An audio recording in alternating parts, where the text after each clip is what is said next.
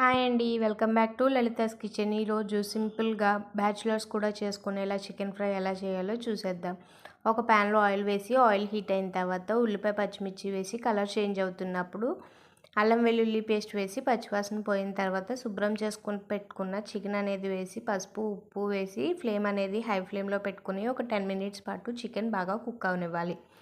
10 minutes తర్వాత చికెన్‌లో నుంచి వాటర్ వస్తుంది. ఇలా వచ్చినప్పుడు ఒక గుప్పెడు వరకు కరివేపాకు, మీ రుచికి తగినంత కారం, ధనియాల పొడి, జీలకర్ర పొడి, గరం మసాలా వేసుకోండి. గరం మసాలా లేకపోతే చికెన్ మసాలా యూజ్ చేసుకోవచ్చు.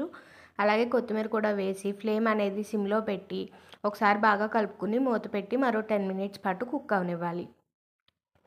10 మినిట్స్ తర్వాత మన ఫ్రై అనేది రెడీ అయిపోతుంది. చూసారా?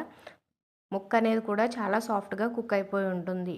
ఇప్పుడు లాస్ట్‌లో చిన్నగా కట్ చేసుకున్న కొత్తిమీర వేసుకుంటే ఫ్రై అనేది ready. Thank you for watching. Please like, share and subscribe.